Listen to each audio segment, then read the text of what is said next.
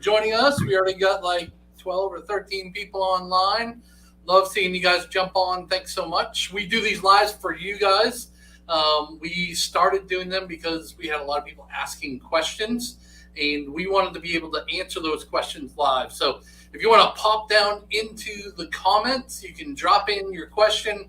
We'll throw it up on the screen, and we'll try to answer those live. Jeff doesn't always make up the answer. Sometimes we have the correct answer with that. And then we have Landon here tonight to fact check us all as well and keep us honest. So, Jeff, Landon, what's going on? What's up, bud? How are you? Nothing, buddy. I'm back from my vacay, and I'd like to personally thank you because rumor has it from the 987 emails I got in 4 days and the text messages and the phone calls and the voicemails and the pictures of you crying that you got your butt kicked by the real estate gods this weekend. Just a little bit, like a lot. It's we're never going to be able to vacation together. I don't think so, unless Landon can step in for us and take over the team for a couple days. I have complete faith in Landon. Landon, you were a realtor back in the day, right? I was, yeah. I was general brokerage for a little bit, did new construction for a brief moment in time, and ended up getting into the mortgage world through the preferred lender of the builder I work for. So you don't have your real estate license anymore? It's inactive. So it's inactive. I have no reason to ever activate it whatsoever, but I took the course like 14, 15 years ago when I was still in college, my senior year at the Citadel. So I just kept it up. I mean, it costs $25 every 2 years just to keep it inactive. Maybe when I'm 75 years old and I have nothing else better to do, maybe I'll activate it or something just to do that after I get tired of doing the mortgage game. But I've kept it up, but I've not activated it in like 12 years. No, maybe 10 years ago it was active. All right. Well, we got a backup plan for you. Jeff, when he is when he's available, when he's 75, we'll both be dead. So yeah. I don't expect any referrals from Mark and I when you turn 75. Yeah, exactly. And so Jeff has put in, where do babies come from? What are you talking about? That is what you put on for our question. Well, you said if you have any questions, type them in the comments, and that's what I put in. I think if anybody knows, going through all the stuff that you went through for your twins. Yeah, I know where babies come from. The in vitro doctor. They cost $30,000. They cost $30,000. Only my wife, though. We did the in vitro thing because I had slow swimmers, baby. Them was lazy. So we went off to the in vitro doctor. Boy, we can talk about all of it on this channel, don't we? Right. And only my wife would get the buy one, get one coupon. Cost us $30,000, and she got 2 kids for the price of one. So, hey, at least you didn't have to pay $30 for one. You got a 2-for-1 deal. There's nothing wrong with that. No, I think I need a refund right now. Teenage girls things is trying to kill me. I want to go back to that doctor and demand my money back. Yeah, 14 years later, it's a little different, right? I don't think there's the warranty on it is probably well past its date. Yeah, you didn't buy the extended warranty. No, I never buy the extended warranty. I totally got screwed on that one. All right, so tonight we're going to talk a little bit about something big that happened last week, right? And it doesn't always relate to real estate, but it might. So we'll figure that out tonight.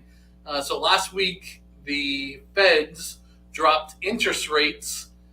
Now people say it's 0.5%, and then other people said, well, if anybody says it's 0.5%, they don't know what they're talking about. It's 50 basis points. Isn't that the same, Landon? Yeah, I mean, 50 basis points is 0.5 point or 0.5%. Yeah. 50 basis points makes us sound smarter, though. Yeah, I think that's what they were insinuating. But think about it this way: 1 basis point is 0.01%. Think about it that way. It's just an easy way. More difficult. Yeah. So instead of saying like 1/4 of a point, it's sometimes easier to say 25 bips or 25 basis points. Okay. That whole basis point thing is really more based around the bond market. that's how we kind of talk about our rates getting better or worse. We say, oh, the bond market's up 25 basis points or 40 basis points today, or it's down 20 basis points. Yeah. So that's kind of the reason why you hear that. That's a mortgage thing, is what he's saying, not a realtor thing. It's general. It's banking too. So I mean, it's not just mortgages. It's the whole banking side. So I mean, it's a very, very common term used in the banking world. Okay. All right. So explain this thing where the Fed rate drop doesn't always equal a drop in mortgages. Hold on. Let me say this. Yeah. I feel like our viewers are going to be saying that this is just as clear as mud by the time we're done here. Yeah. Because it's full of I don't knows, and that drives me absolutely insane. But I want to lay the groundwork here that we're about to get into some deep numbers here.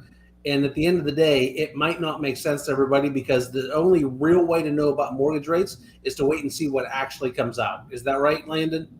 Yeah. So, I mean, do you want me to get into kind of the nuts and bolts of all the good stuff, or just kind of keep it high level for now? Well, I guess difference, why isn't it that everybody, when we see a 50 basis points, a 0.5% drop in the Fed, why does that or does that not equal a 0.5% drop in mortgage rates? Yeah, so great question. So mortgage interest rates are not directly tied to the Fed rate, okay? Easiest way to think about what the Fed rate is it is a bank-to-bank lending rate, or the cost of money to banks. That's the easiest way to just kind of think about it. How does the Fed rate kind of matter to the general public? Well, if you have a home equity line of credit, your interest rates you have on your home equity line of credit is tied to whatever the Fed rate is. Whatever the Fed rate is does not mean that's your interest rate on your HELOC. That's just the starting point for that rate, right? Credit cards, car loans, all this other stuff kind of goes into what the Fed does. Mortgage rates, though, are not really tied to a bank-to-bank lending rate. Maybe if you have a portfolio loan with a bank, like an adjustable rate portfolio loan, or maybe you have a doctor loan, something like that, that could definitely be tied to a Fed rate situation. But primarily about 95% of all U.S. residential mortgages are going to fall into the agency category, or what we call the agency category: conventional loans, FHA, VA, USDA, and then all the other stuff for that non-agency product. Agency loans, because they are sold into the secondary mortgage market, think of them like a stock, then that is really what derives the price that consumers get on their interest rate. So just like you buy Facebook stock or Google stock or Apple stock, you want to see that stock price tick, tick, tick, tick, tick up. Same thing on mortgage rates. You want to see the bond prices tick, tick, tick all the way up, because the higher that bond price goes, the lower the rate you as the consumer get. Now, why didn't the Fed rate or the Fed cut of 50 basis points get directly related into the interest rate world for mortgages? Well, it's because it's not directly tied, number one. And then number two, interest rates are, since they're tied to the bonds, people buy those bonds, just like you buy a stock, Apple, Google, Facebook, whatever. People are buying those bonds. And if more and more money gets flushed into the bond market with more people buying them, the price keeps going up. Simple economic supply and demand situation. More people buy something, the price goes up. Less people buy something, the price goes down. When the bond prices go down, interest rates go up.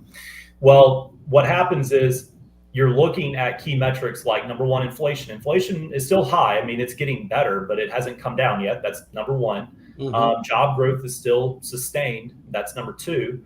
And then the biggest one is the inventory gain. If less people are buying homes, then banks and all these other people need to figure out a way to dump more money in the bond market to bring rates down to incentivize people to do it.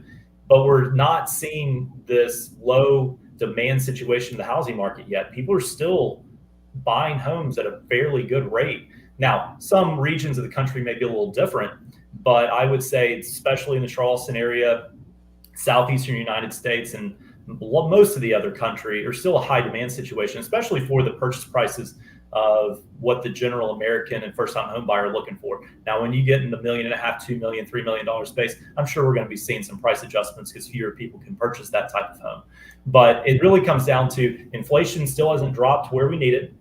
Job growth is still there, and demand is still high for homes. So until some of those things start to really adjust, we're not going to see interest rates drop down. However, I will make this one little caveat.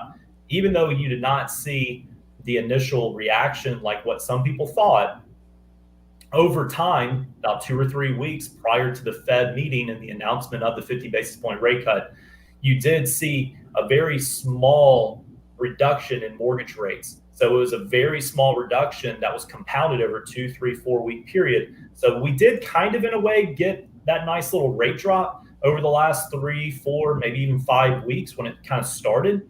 But it wasn't just this seismic cliff. The announcement came out and boom, rates dropped. It wasn't like that at all. It was a very under the table adjustment. And then when the market did drop 50 basis points before the Fed cut, it wasn't a massive, unexpected positive move that would have adjusted everything dramatically that day.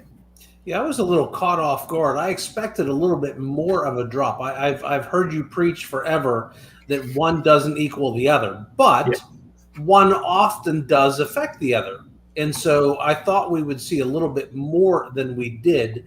Now, that being said, we're still, 1.5% below our high of about 11 and a half months ago. We were up to 8% at one point last October. So we're definitely trending in the right direction, and hopefully we'll continue to go a little bit lower. But I'm done making mortgage predictions. I'm just going to get you on here every now and then to say I have no idea what they're going to do, and that way I don't get caught.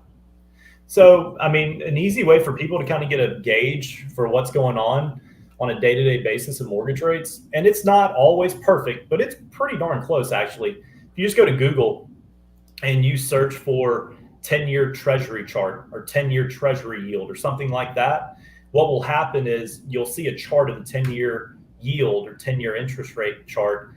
And if that thing starts going up, interest rates to consumers for mortgages probably went up as well. If it starts going down, then it probably means mortgage rates are going down. So it's not always perfect, but if somebody just kind of wants a really quick what's happening today or what's happening over the last month, just look up the 10-year treasury yield. And if you see that chart going up in interest rate or yield, then more than likely interest rates have started going up. If it goes down, more than likely interest rates are coming down. It's not always perfect, but it's a really cool way for everybody just to kind of take a look and see of what's going on in the market, even on a day-to-day basis. Tell me about, so I think there's close to a 0.5% difference right now between the FHA and the VA rate and the conventional rate. So I know I've heard you say to clients 1,000 times, the VA is the best product out there if you have access to it. 100%. Is that 0.5%? It's a little less than 0.5% difference. Is the FHA and VA constantly lower than the conventional? And if so, why? It is primarily over the last, I would say, 15 to 20, 25 years been lower. Probably it wasn't as big of a change until after the 2008 financial crisis. So one of the reasons for kind of the difference in rate there is the bond price. Okay. So going back to that initial 95, 96% of all U.S. residential mortgages are conventional, FHA, VA, and USDA. Now, from those products, you can actually create 3 bubbles. Okay. So if you just want to pretend one bubble here, one bubble here, one bubble here, these 2 bubbles up top are Fannie Mae and Freddie Mac. Those are conventional loans. Okay. And then in the middle down here, this is your Ginnie Mae bubble. Ginnie Mae, Ginnie space MAE.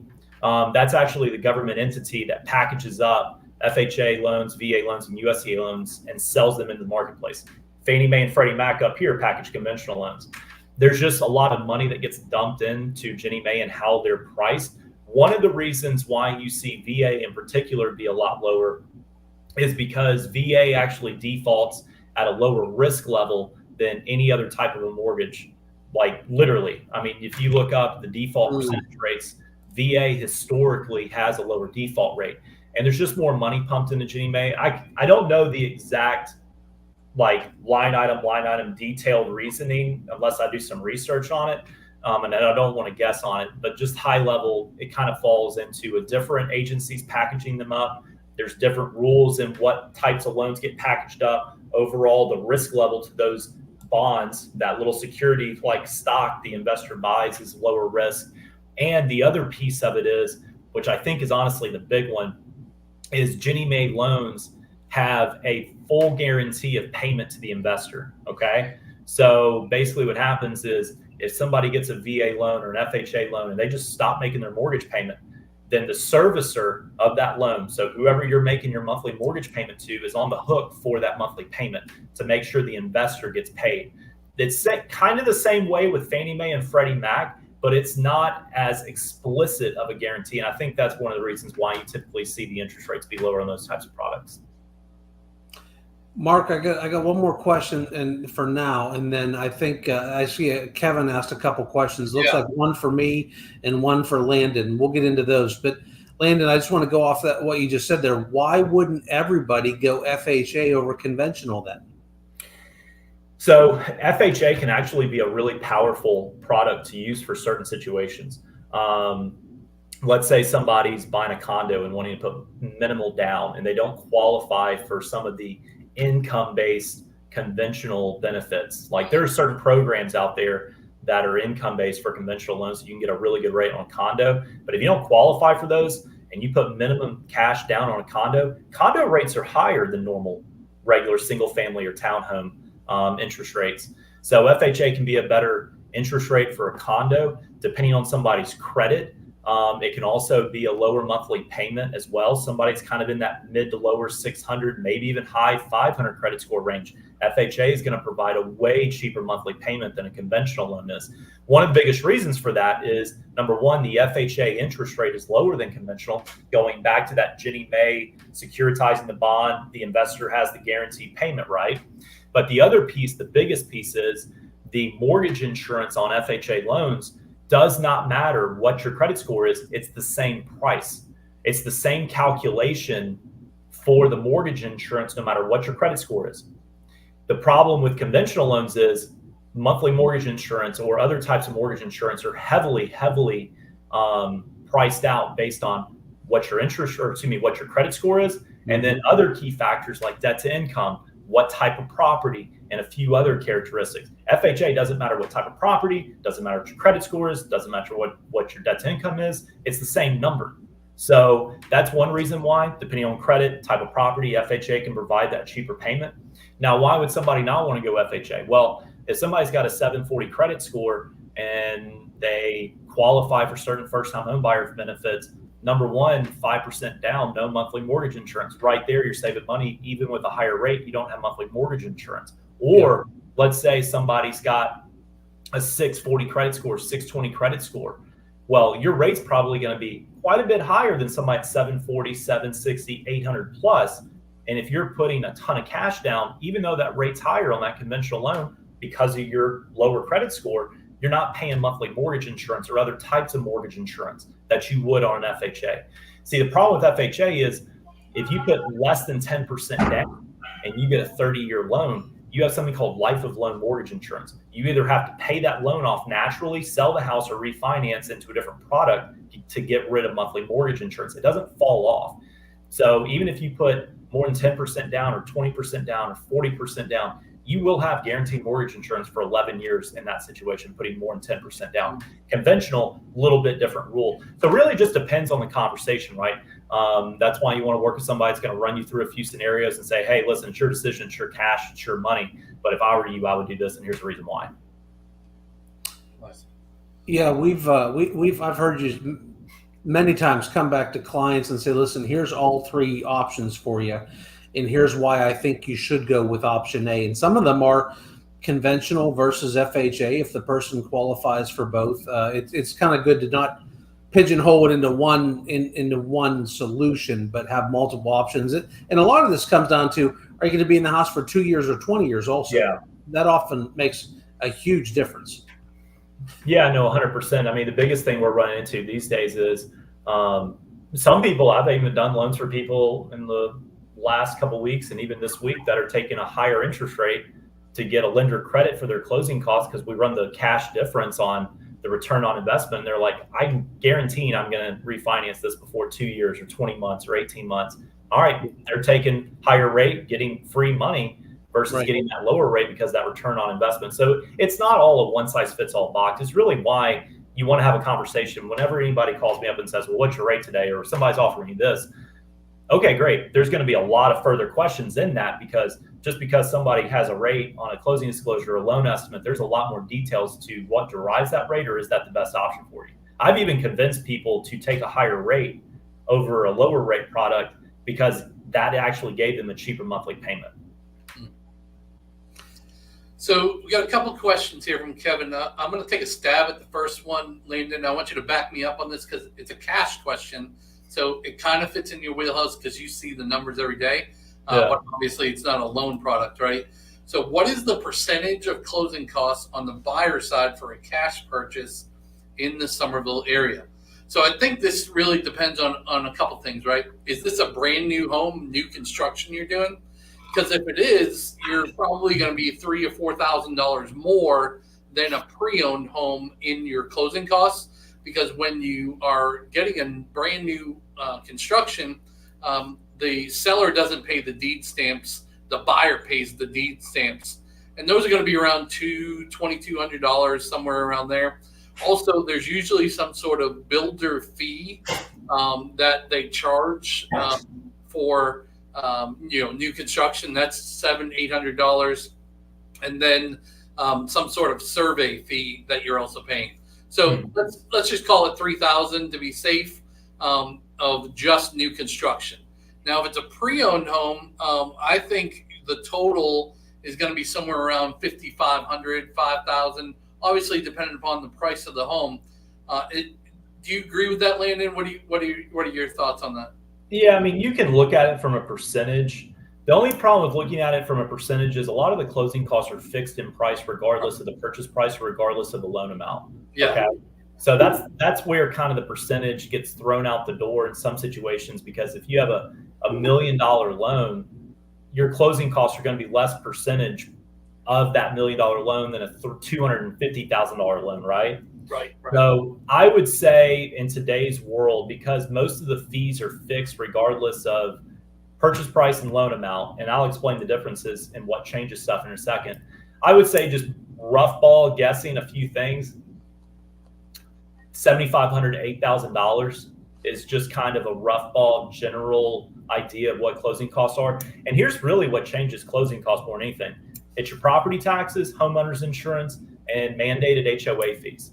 That's really it. It's not a bank or a lender specific thing. It's not an appraisal thing or a closing attorney thing. All those fees are pretty much fixed. And sometimes we can either waive the bank fee if you want to or whatever. A lot of those extra fees are property specific and subdivision specific. So if somebody has a house that has $4,000 a year in insurance requirement and flood insurance, and you've got mandated HOA fees, that's going to be way higher than somebody's got brand new house with $1,200 a year insurance, no flood, and $200 in HOA fees, right?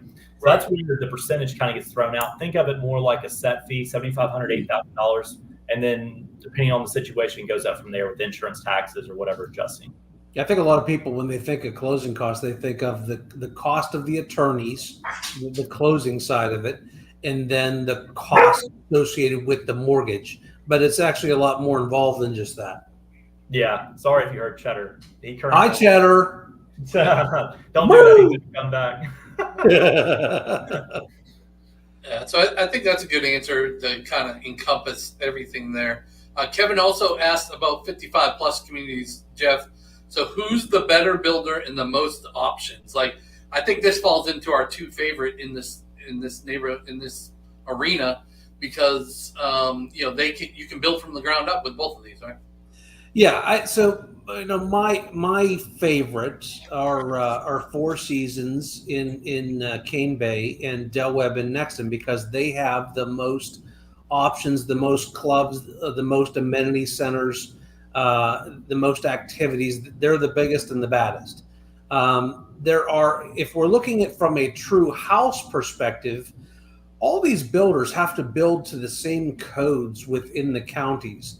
I think there's one difference of a spec home versus a ground up home or a resale, if you're looking at those also. But I'd say the only real difference is we do a ton of work out at Horizons with Lennar, and there's no wiggle room on what specs or what finishes are put in those houses. It's either gourmet kitchen, no gourmet kitchen, fireplace, no fireplace, screened-in porch, no screened-in porch. Like, that's it. Whereas all of the other builders, when they're doing their specs, they're putting some with less, some with more, but I would say all of them with more options in them than what Horizons is doing. But then again, there's a big price difference in there also.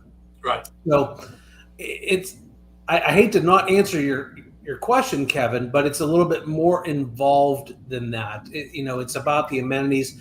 If your question truly is like, who has the best amenities, then it's Four Seasons and Del Webb and Nexton, followed closely by Del Webb and Cane Bay, Crestwind over at the Ponds, and Horizons is going to be at the top of the list when theirs is done, because they're going to have an awesome center with the indoor pool, the outdoor pool, all that stuff, plus a bar and grill like Del Webb Nexton's going to have. So I hope that answers.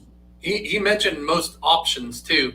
So for like trim level and things like that, you're going to want to do like a Del Webb or a Four Seasons for sure over a Horizons, just because there is no options with Horizons. And there's two options. You can take it or you can leave it. Yeah, pretty much.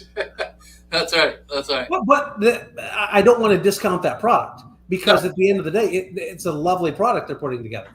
And anything you want to do, we have contractors that can help you out with it after you close.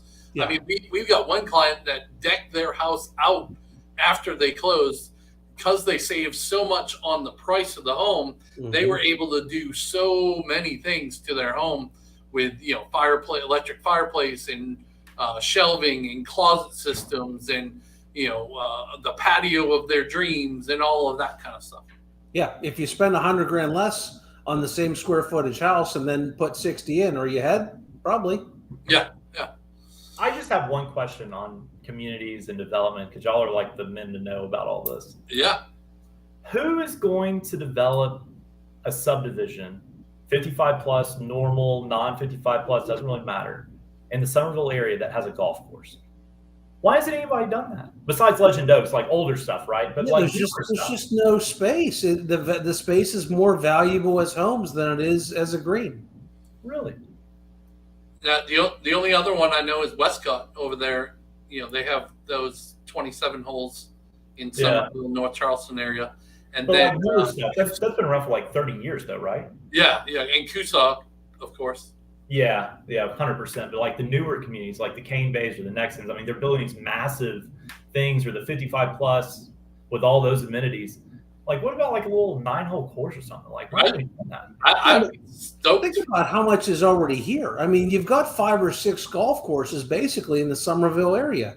If you include Westcott and Coosaw and Crowfield and Legend Oaks and Pine Forest. But Jeffrey, I want a brand new house where I can walk out my back door and go chip on the green. Well, then here's the good news, Mark. We sell houses in Myrtle, and there's homes all over golf courses in Myrtle. We will get you in, buddy. Jackie said we can do a mini golf course in her backyard. I don't know. I take some divots when I chip. Your backyard might be trashed by the time I'm done. J-Pop said, "Hey, fellas, we signed off on the final design contract yesterday. Now we can sit back and wait for our house to be built. So excited to watch as things progress." Yeah, just don't be too excited for the next couple months, buddy. Yeah, those permits are going to take a while. So, 60 days, it's going to feel like years for you guys, and nothing's going to be done. But once those permits come back, we are going to see some progress, and we'll get you some video, of course. You're going to see snow one more year, and then we got you covered. Yes, for sure. What else did Jackie say? She said, "My dog has already dug it up." That's fine. You're safe, Jeff. You're safe. We'll just fill those holes with sand, and that can be the traps. Right. Landon, anything else new in your world? Is there any new products? And I've heard some people are a little bit scared that, with inflation going up so much, that affordability is just not going to be there. Are there any new products in the mortgage world that kind of say, hey, you know what? We know you're hurting. and this loan product might help because you don't have to put as much money down. I don't think so, but I just figured I'd ask. Well, there's the heroes. I mean, talk a little bit about the heroes, and then the one that's available all year round. Yeah, I mean, you can go like South Carolina Housing gets $8,000 in assistance year round. I mean, every few years they may increase that amount, but right now it's $8,000. South Carolina Housing is a state-run housing finance administration office based out of Columbia, South Carolina, that provides down payment assistance and other benefits to first-time home buyers or borrowers that qualify for those types of products, maybe a lower subsidized mortgage rate, getting those down payment funds or whatever. So year-round, right now it's about $8,000. There are some other sub-type products or specialty products that they have available, but truthfully, no one really ever uses them because they're so expensive.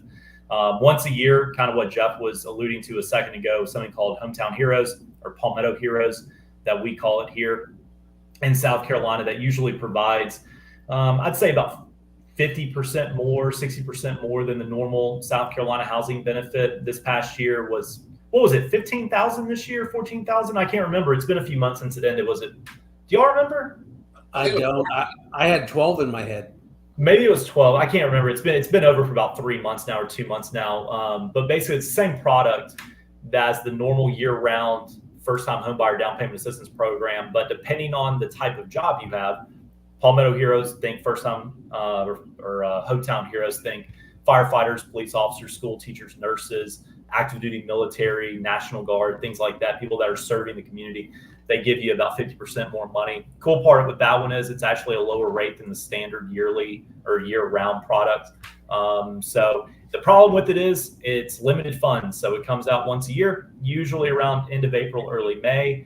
And once the funds are already used up, it's done till the following year whenever they release it. So it's already done this year. It'll open up next April, May, hopefully. It's never guaranteed, but I mean, they've released it every year for the last 10, 15 years, I would say at this point. I can't remember how long. But it's a good product to use if you're trying to buy a house in the time of the year where it's available to you and you have the right occupation for it. Okay. But outside of that, like there starts in April or May, you said? It usually comes around end of April, early May is when it usually comes out. So if you had a nurse, firefighter, police officer that wanted to utilize that next year, 1st of April, sometime in March is when they should probably start to get a little bit more serious about things and get a pre-approval working, maybe March 1st. Does that make sense? I would actually tell somebody 30, 45 days before. So maybe end of February, mid-February, get you pre-approved, throw you in underwriting. The problem is I won't know what rate that program is or how much cash it is until the program gets released. But it's usually going to follow pretty similar rules and guidelines towards the year-round program. So we can just guess what the cash is at that point until it gets released, but at least get the basic nuts and bolts through underwriting so that when everything's released, I can just plug in the rate, plug in the down payment funds, recertify the file, and boom, you're off to the races. I typically tell first-time home buyers, if they've got about $15,000 in cash, they're probably in the game. So with that number in there, that probably lowers it to maybe even sometimes under $5,000 in cash to get a 3% down mortgage on a $400,000 house. Yeah. We do have a 1% down program. So, I mean, I'm doing one right now where somebody's buying a house with 1% down. But the problem with that product is you have to make under a certain amount of money. And usually you run into, most of the time people make over that limit. And it's a low to median income household limit rule product. So in this area, to try to buy a $400,000 home or $350,000 home, you've got to make over that limit just to get approved anyway. So that's usually why it's really difficult to use that product, but it is out there. Most of the time, we usually see people use 3% down or the FHA 3.5% down. If somebody's in the military, though, they're in the best spot to buy a house because if you can get the majority or all the closing costs covered, I mean, I've seen guys or ladies that are in the military get in for no cost, maybe a home inspection, $500, $600. But it really just comes down to the situation and the sellers that we're negotiating with. but they're the ones that I would say have the biggest advantage to get in a house and really utilize that VA benefit. We've had a couple people on special programs and within VA buy a house for about $1,000. Yeah, it does happen. It's not all the time, right? But it does happen. All right, JD says, love your videos. Thanks, JD. Thank you, JD. Then he asked, is there ever a worry or chance that the clubhouse wouldn't be built or finished in Horizons? Seems like a long time coming, and they are dropping the prices on homes. Yeah, so JD, your friend Jeff and your realtor Jeff are going to say two different things here. Your realtor Jeff is going to say, sure, there's always a chance they don't open this thing. Your friend Jeff is going to say, no, they're well underway. We actually got a text message from John White today. He was over in Horizons, and they were pouring concrete for the foundation. Mark was over there a couple weeks ago doing drone. The parking lot is in. They've got the water lines in the ground. It's well underway. I would absolutely personally buy a house over there with no concern of it not coming. As far as the houses dropping in price, Mark, you can talk about that a little bit. Yeah. So as homes kind of get closer to completion and they don't sell, we see those prices or those incentives really come out on those homes. So they just hadn't sold their goal. And so when they don't reach their goal every month, we start seeing those incentives really come out. And I mean, we saw $80,000 off on one of them a couple months ago. So that's huge there. And then, the other thing is, if they don't finish this amenity center, they're actually losing a lot of money, because every time somebody buys a house right now, they're losing $2,000, $3,000 per person that normally would be initiation fee for that club. But because that's not built yet, they are not charging that. So I feel like they're losing a bunch of money right now, and they want it done as soon as possible. And I would venture to say they're losing tens of thousands of dollars on every house that they sell when the amenity center is not open, because I feel like the prices in that neighborhood are going to jump up pretty quickly once people can buy a house and go swimming on the day that they close in the house. The other thing to think about is Lennar is kind of, they're building 30 houses a month or whatever that number is. They're not really, as far as we can tell, they're not lowering that depending on the time of year. So even if it's in the 55 plus space, interest and demand slows in August, September, October, November. There's still a peak buying season in the spring and summer, even in the 55 plus space. So I think we would tend to see some better discounts this time of year through the spring. Mark, do you agree with that? I do. 100%. Yeah. All right. So hopefully that answers your question. Yeah, what's the question, Jimmy? Peggy Scoggins Kehoe. Hey, it's the Kehoes up in Virginia. They're scheduled to close on their house in Summerville Crossing November 13th. We love that neighborhood. Heard the area in the back of Cane Bay is being developed now, and then her message cut off. Oh, here it is. Do you know what's being built? Hopefully another chicken restaurant.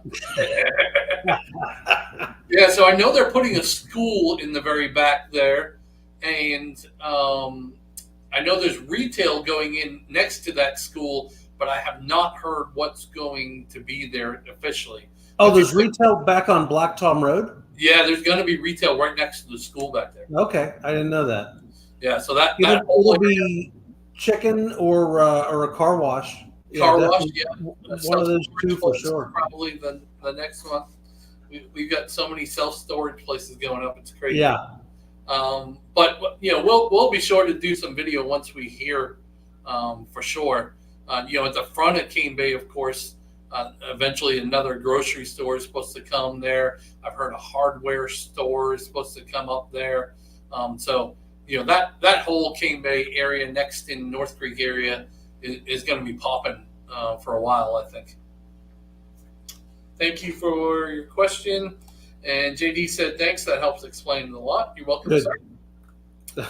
I'm always pleased with myself when I actually can't answer a question. I'm afraid I go off on some tangent and I don't even come close to answering the question. So thanks, JD. So some of the numbers I got from last week, this is the time of year that we start to really see home sales start to slow down for the rest of the year, pretty much. So every week, I think we'll see a little bit less and less. So I was looking at some of the what went under contract last week. It was only 252 total, which, a couple weeks ago we were over 300. So that was a little bit of a drop. 202 single family with a median of 440,000. Can you guess how many of those were over, out of the 202, Jeff? How many were over 1 million? You think? 12. Landon, what do you think? This includes Seabrook, Kiowa, and all that stuff? Yes. 18. There were 35 homes over $1 million. Every week I get this wrong. I underbid every week. Yeah. So just in Mount Pleasant, we had 21 single family homes. The median in Mount Pleasant was 990,000, and 10 of those 21 were over 1 million. Crazy, right? Now, the difference between Mount Pleasant and Summerville is just becoming more and more, just a much bigger difference. So that's a great segue, Jeff, because I was looking at the Summerville Ladson versus the Hanahan, Monk's Corner, Goose Creek, which also has the eastern side of Summerville in there too. And so there were about 100 homes between the two, and the median is right between 375 and 385, where a couple weeks ago we were 400. So the number of homes went down, but also the median price went down that went under contract. So I would argue, Landon, I don't know what you think, but right now it could be like the best time to buy, because if interest rates continue to go down, that's going to drive more people in the market, which is more competition, and house prices are going to go up, and therefore your payment's going to go up than even the slightly higher interest rates that we have now that you might see a little bit lower later. You're actually getting a cheaper house right now, I feel like. Yeah, I mean, it really comes down to what problem do you have, right? So, or not problem, but challenge. So when there's always a challenge for most people when it comes to buying a house, it's either an income challenge, a cash challenge, or a mixture of both, or we have credit challenges. Most of the time there is something that we have to work through, right? The biggest thing and the biggest problem I typically see, or challenge I typically see, is really just cash. Because back in 2020 and 2021, when people were buying homes, that home may be listed for $400,000. I would tell people all the time, hey, when you want me to run these numbers, what price do you want me to use? And 400,000 is base price. How high are we willing to go? Because everything was a multiple offer, and everything was like, hey, it came on the market at 10 a.m. and by 12:31, there's already 8 offers, and they were done taking offers by 3 p.m. that day, right? Right. So back in the day, it was a cash problem. Thankfully, now, though, we don't have as big of a cash problem, because sellers, depending on their situation or depending on how long the house has been on the market, and, if the house has been on the market more than 2 weeks, we usually get closing costs, or we usually can get some type of price reduction or something, or sometimes even within the first week. It just really depends on their situation, right? But now, I mean, we're seeing maybe a little bit off on the list price if it's a really popping neighborhood, but definitely getting closing costs. So the amount of cash somebody needs to buy a house today is way less than 3 or 4 years ago. Yeah. But the problem, it's not really wait for rates to go down and all this other stuff, because the problem then is, yes, rates may go down a point. Well, that 1% interest rate reduction really only helps you out about 10 to 12% on your payment. But if the type of house you want to buy is $450,000, or purchase price house is $450,000, and rates drop 1%, and 2.5–3 million people nationwide enter the housing market and try to buy a house because they were waiting and everybody thought they were going to time this thing out perfect, and that $450,000 house goes up 6–7%, well, your benefit really isn't there from a monthly payment standpoint. And now you need more cash because all your closing costs aren't covered, or the purchase price is not reduced, right? Mm-hmm. So it's really more based around what challenge can we get around right now, and can we get the payment right now comfortable for you and make everything comfortable for you and your family while we wait for the right time to refinance. Now, if somebody's paying all cash, by all means, pick and choose whenever you want to buy a house. You have the world as your oyster in this situation. But if you're getting a mortgage, it's really coming down to payments, cash, credit, combination of all those, with cash being the biggest one we usually have to work through. And it's the hardest one to work through. So Misdemeanor says, we don't have a cash problem. Just ask the government to print more and more and more.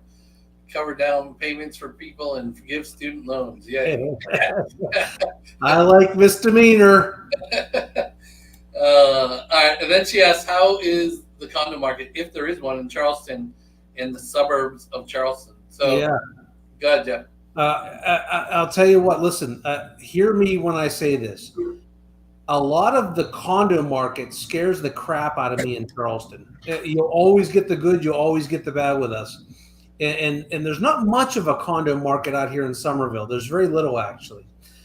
We do have plenty of condos, a lot of them much closer to the ocean in great locations. But they've got some pretty significant monthly regimes and HOAs on them. And we've also got a pretty significant number of them that over the years have had some pretty healthy assessments. And so I'm just personally, I'm a little fearful of the 40-year-old condo that's been done having the crap beat out of it by the salt air for the last 40 years. Now, there is a much bigger condo market in Myrtle. So if you do want to be in a condo and maybe much newer, and you want to sit and stare at the ocean, Myrtle might be the market for you more than Charleston. But we also have some brand new ones coming here in Nexton, right? Yeah, that's a great, the brand new, and they're needed. Stanley Martin, right, Mark? Yes. Yeah, Stanley Martin is building some new condos here in Nexton, and there is a new condo neighborhood down in Charleston that we're going to hopefully be going to in the next couple of weeks here to do some videos. Some brand new condos down in the Charleston area that look absolutely gorgeous, and they get a pretty healthy price tag going with them. Now, whenever somebody says condo, though, it scares me because I immediately think of the issue that's happening in Florida. So, like, do you think that would ever happen here? No, I feel like because when you say condo in Florida, you're talking about 18 stories. When you talk about condos in Charleston, you're talking about 4 stories. Yeah. So we don't have the same condos they have in Florida because the Florida market is getting just ripped apart with assessments because they had that collapse back in 21, I think. And so they've got to come back in and, redo and upgrade a lot of issues that they've delayed in the Florida market. So this isn't the scary market that Florida is when it comes to condos. I love this. She says, Dirty Myrtle. Ew. Hey, Dirty Myrtle got Paula Dean's restaurant. So you stop bad mouthing Dirty Myrtle. And then she said great names. But yeah, no, I think those condos next to them are going to be cool. Like, and 2 over 2 is what he was calling them. So levels 1 and 2 is one condo. Levels 3 and 4 are another condo. And then there's stairs that go right down into a garage from level 3 to get into your house from your garage. So I'll be interested to see, when those start. We'll get some video out on those for sure, and get some more. I think those have the potential to go really fast. Yeah, because it's just not that we don't have that in this market. Yeah. We'll definitely do a video, Mr. We will. For sure. Jeff, you had sent over some events going on. One of them in your neighborhood, right? Coming up. Yeah, the Carnes Crossroads here where I am.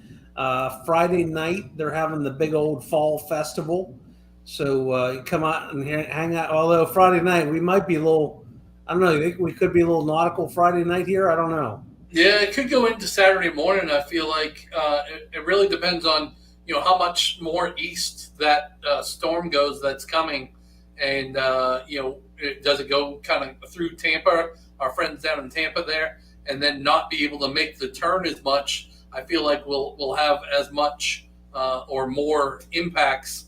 But if it kind of stays over towards Tallahassee, maybe we won't have as many impacts. But we're going to get wind and rain for sure, and maybe some coastal flooding too. I could definitely see that. Yeah, by the time it gets to us, I don't have any fears about anything being dangerous really.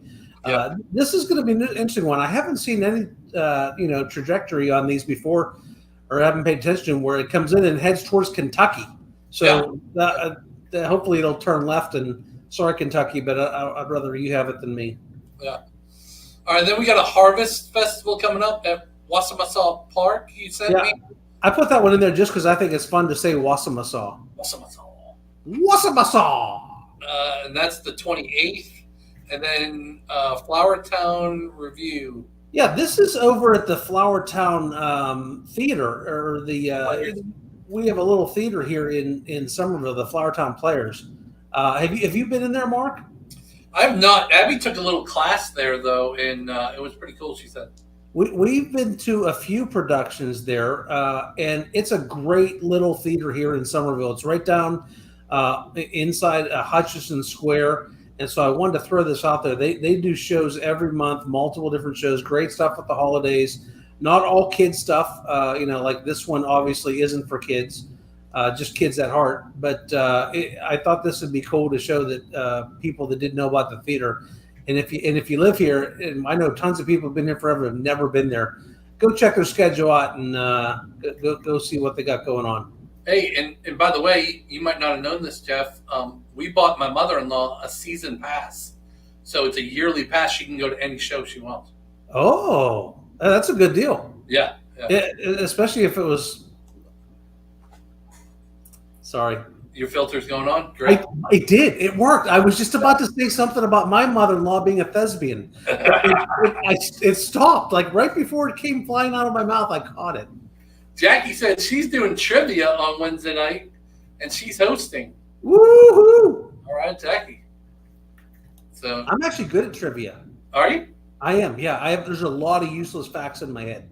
Well, I'm not sure because every week you get how many over 1 million wrong. So I don't know how good you are at trivia. Maybe I just think I'm good. I don't know. No, Andrew says I'm good at trivia. The game where you draw stuff and you have to guess what it is or you act it out, I'm terrible with that. What else we got to talk about? There's the Italian Festival's coming up soon for more events. Couple weeks. Yep, we just had the Sweet Tea Festival last weekend. Some of our clients came from New York. They went to it. They said they loved it. All over downtown Summerville there. I think that's it for events tonight, right? Yeah, that was it for events. I only sent you 3. Those 3 caught my eye. Yeah. All right. Miss Robertson said, "Hey guys, how's the market doing at Horizons? What do you think spring of 25 might look like regarding pricing?" Boy, you're asking me to be that crystal ball. I'll give you a guess. I would guess that it'll be a couple 3% higher than where it is right now. I mean, we're not that many months away for spring. It just depends on if interest rates go down, then that'll pick up the prices, just like Landon was talking about. But I don't think it's going to be ugly because that amenity center still isn't going to be open yet. So I think we're looking more towards end of 25, early 26 before we see that amenity center open. So I still think you'll like the prices in there this coming spring. Yeah, my guess was going to be like 30,000 more than probably what they are now, because what is it? Every 5 homes, I feel like they sell, it's about $4,000 increase. But then all of it takes is for them to have 4 Waverlys sitting, and they thought they'd only have 2 left, and then all of a sudden they dropped the Waverlys by $40,000. So it's all over the board. Hey, Landon, that's a good thought. So if we know a home is going to be $30,000 more this time next year, isn't there some consideration that people should do to say, hey, I should buy it now, even though, I'm paying more months, even though I'm not ready, the cost of waiting is going to be more than purchasing it now. Does that make sense? Yeah, I think it really just depends on the situation. I mean, there's no guarantee of what a price is going to be next year. But normally Charleston, I would say on average appreciates 3, 4, 5% on average on the low end. I mean, double digits have been pretty common in a lot of areas. I mean, definitely Mount Pleasant or West Ashley, Summerville, for example, in certain parts of Summerville, really the biggest thing for Summerville, keeping home prices at a relatively normal appreciation and affordability side for most Americans is the new inventory through the new builders building everything, right? If it wasn't for new construction in Summerville, I bet you could go ahead and add 30% to Summerville home prices, 40% possibly. Because if D.R. Horton wasn't building 800 homes a year like what they were doing 5 or 6 years ago in Summerville, 30-40% higher in Summerville. So it's a blessing for Summerville. We have the land for the new construction. I think it really just depends on if it's better for somebody to buy now versus a year later over 20 or 30,000.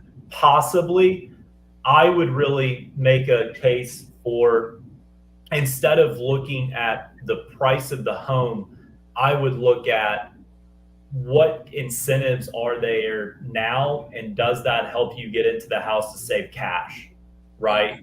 I always think about it from a cash perspective. That's really the way I think about it, because I kind of go back to this whole metric of when rates start coming down, that's really going to drive home prices up, right? So from do I buy now or wait to buy? Yes, I mean, lower rates will be a benefit to people, but then that increase of that home price is going to be a negative because the benefit and the monthly payment on the rate going down is offset by the higher price of the home. But I really think it depends on really how much cash do we have to play with. If somebody's got $100, $150, $250,000 to play with, okay, maybe it makes more sense to have that lifestyle conversation. Should we buy now or wait? Somebody has under $20,000 to play with, or a very certain limited amount of cash, I would say before rates start adjusting down, really this is your opportunity to buy, because we can get all the incentives, closing costs, rate buy downs, things like that to really help you out. But I don't know. That's a really good question. I think there's a lot more to it, and I hope that's okay the way I just answered that. Yeah, no, it is, Mark. I have one more thought on that, then I'll let you get to Peggy's question. Yeah. It also depends on how quickly you're gonna want to be in, and if you are going to end up paying the primary taxes versus a secondary home taxes, and sometimes that matters on what month of the year you end up buying in. So taxes here on homes are basically triple as a secondary home or an investment property that they are as a primary residence. So if you're going to get stuck with a year of triple taxes, that could be a $4,000 or $5,000 difference for that 1 year also. So Mark and I have worked through that before with people. It's all about the timing. Yeah, and I mean, if it's a primary residence, that's a totally different conversation than a second home investment property, right? Yeah. Somebody's still living in Northeast America or out west in California or Washington State, wherever. I mean, and they want to buy a house now and maybe rent it out for a year because they know that by the time they do move to South Carolina, they're going to be retired and their income's going to drop. And then this could be a situation of them not getting approved for the loan. Okay, that's a conversation of this may make more sense to buy the house now, right? So that's why it's not always a one-size-fits-all box. It's really, are you going to live in the house now? Are you going to treat it as a second home? Are you going to rent it out? Are you working now? Are you moving to Charleston? Are you going to retire at that point? Because a lot of our clients, especially that work with y'all, I mean, they're retiring in Charleston. They're moving to these 55-plus communities, and they're still working, making $100,000 plus in the bigger cities or New England or out west or whatever. Yep. But the second they retire, maybe they aren't of Social Security age yet, or maybe they're going to wait to take Social Security and they're just going to start taking money out of their 401k, or maybe we have limited cash to play with due to income. Okay, we need to buy the house now, because before that income goes away, we got to get this done. That's more of a situation of now is better than a year from now. Okay, awesome. Thanks for that insight. Peggy's got a question here. Speaking of amenity centers, do you guys know what's going on in Summerville Crossing? Is there a pool yet? We get videos from John all the time about the house, but we haven't seen the amenity area yet.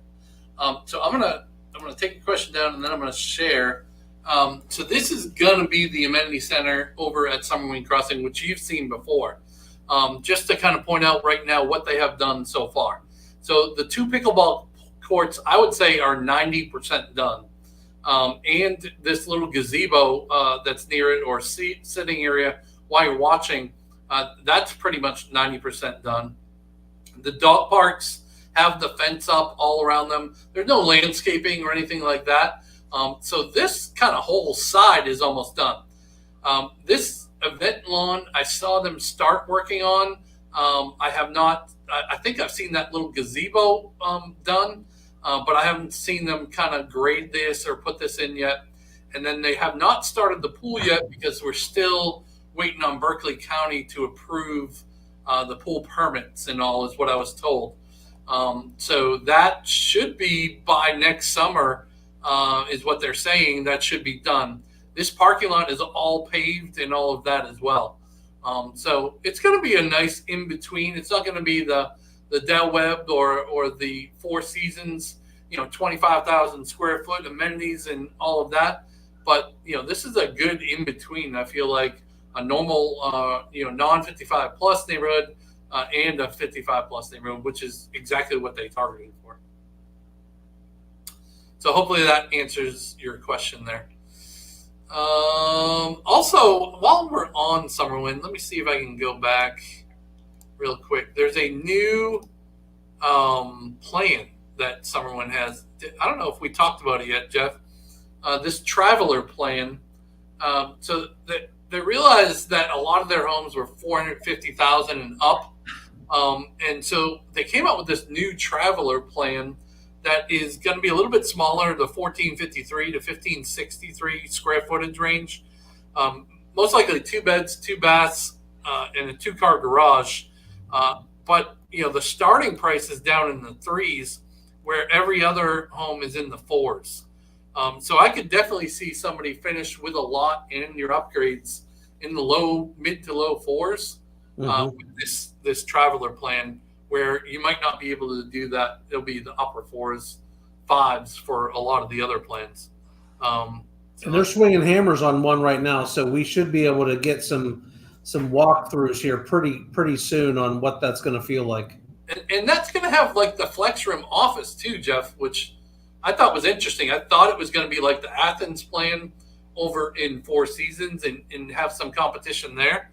Yeah. But this is going to have two true bedrooms, plus a pretty decent 12 by 11 flex room. And then still a nice living area. Yeah, I'm excited to see it. There's plenty of people that they're looking for that 1,500, not that 2,200. So I'm excited to see what this looks like when it's done. And we should be doing walkthrough videos on this within 60 days, I think. Yeah, I think so too. Well, I don't see any more questions. We're at the end of our hour. Hopefully that was informational for you guys. Landon, thank you so much for being on again. Thank you, buddy. Appreciate it. Jeff, did I talk too long? No, you did wonderful, my friend. I told Landon when we started this video, I'm like, all right, Landon, if you normally say a paragraph that equals a 10, I need you to back it down to an 8.5 this time. And I felt like you tried. You did good. Thanks, bud. So we love to do Zoom calls with people. If we've never met before, and you want to jump in and, ask some specific questions to your. Hey, Mark, I'm sorry. Can I answer one more question from JD that just popped in? Because it's a great question. Yes. All right. There it is. Do you have to be 55? Do they make exceptions for 50-plus-year-olds? We just turned 50 and started looking. Would rather not wait 5 more years. JD, yes. Good news. The most of these neighborhoods allow a certain percentage up to, I think it's 20% of the neighborhood can be between 50 and 55. And we have yet to hear in any of these neighborhoods that percentage has been met yet. So you could move into one of these neighborhoods as long as there's less than 20% of them. And we've had people in there that have not been 55 yet that are our clients. So we know that to be true. And they're loving it. They love the lifestyle.